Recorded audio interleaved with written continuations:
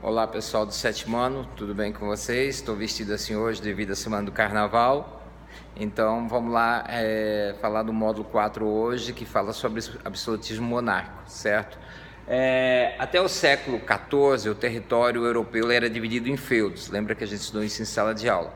Haviam vários feudos, não havia um rei único, todo poderoso, e o poder era descentralizado, certo? A partir do século XIV, então isso vai mudar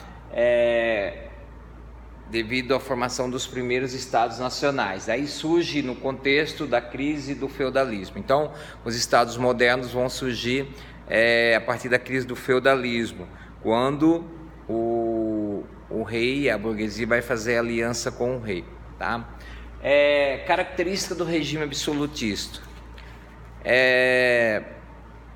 Devido à aliança do rei com a burguesia, esse rei ele vai se tornar um todo-poderoso.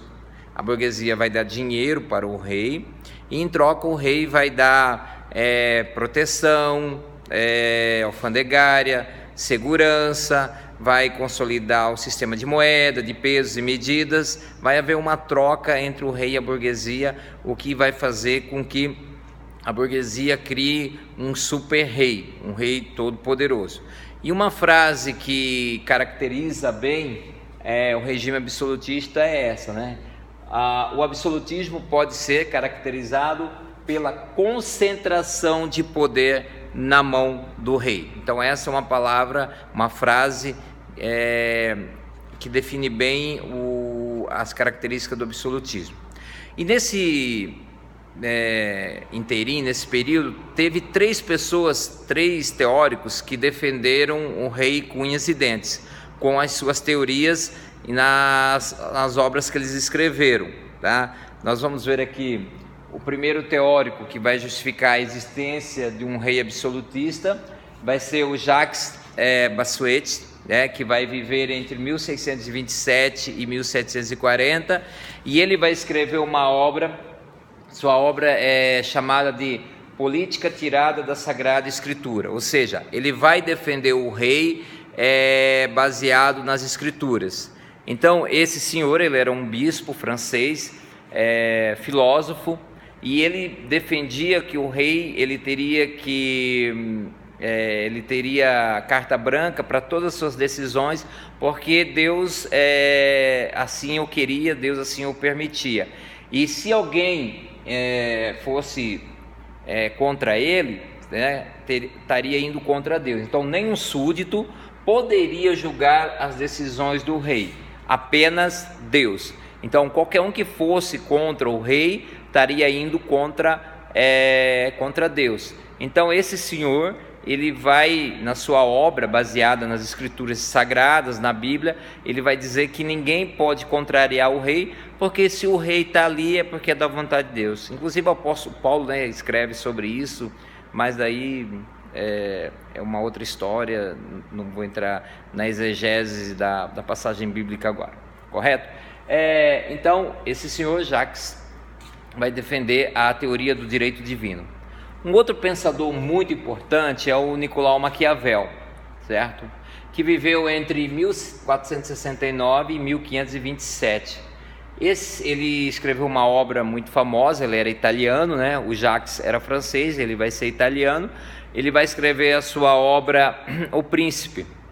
Em sua obra, ele vai dizer que o rei tem que ter duas características: a virtude e a fortuna, ou seja, o rei tem que ter virtude e tem que ter fortuna, ou seja, sorte.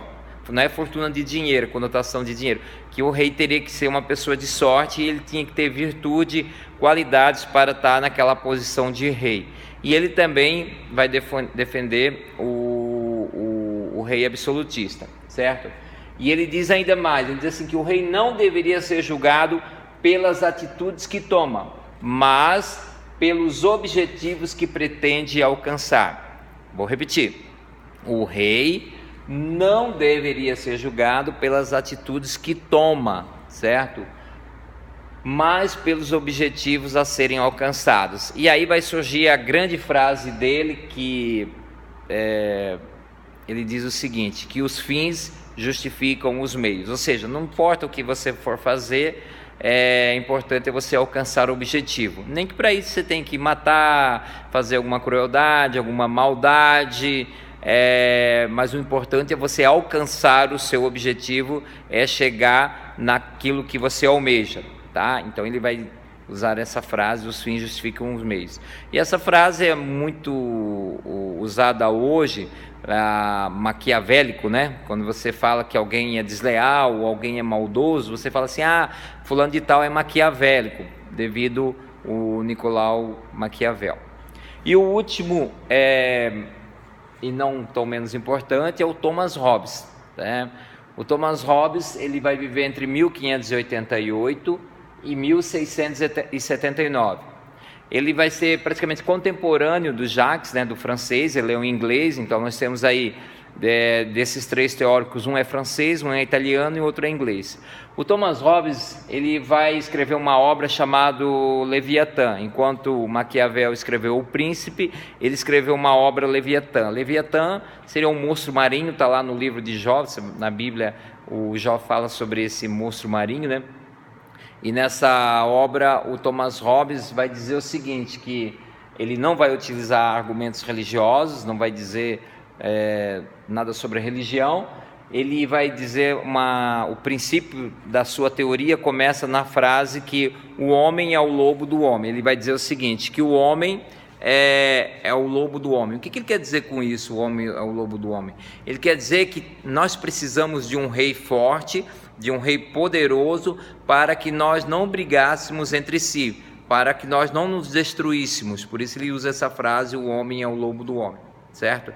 E ele também ele vai dizer que somente um rei forte, né, para impedir as brigas entre nós, seres humanos, porque se com leis, né, as pessoas já se matam. O Brasil é um país que acontece mais homicídio no mundo. O Brasil é o país que mais mata no trânsito. Com todas essas leis que existem hoje, ainda mais de 60 mil pessoas morrem por ano, né? Ou seja, de assassinatos ou no trânsito. Agora você imagina se não tivesse leis. E aí o Thomas Hobbes, ele vai propor então um contrato. Aí ele vai ser chamado de teórico contratualista, né, ou teoria contratualista. Ele quer dizer o seguinte, que nós, povo, né, as pessoas, devemos abrir mão da nossa liberdade, do nosso direito e passar por uma pessoa que cuide de nós, porque nós não conseguimos, né, nos dirigir sozinho. É isso que o Thomas Hobbes vai dizer, que nós não conseguimos nos dirigir, nos guiar sozinhos. Nós precisamos de alguém para nos guiar. Então a gente tem que fazer um contrato com um rei para que ele possa nos guiar, e nós vamos ser submissos a ele, submissos às leis. Valeu, pessoal? Então ficou aí a dica, né? Esses três teóricos que vão defender os reis absolutistas. Valeu, um abraço e até mais. Tchau, tchau.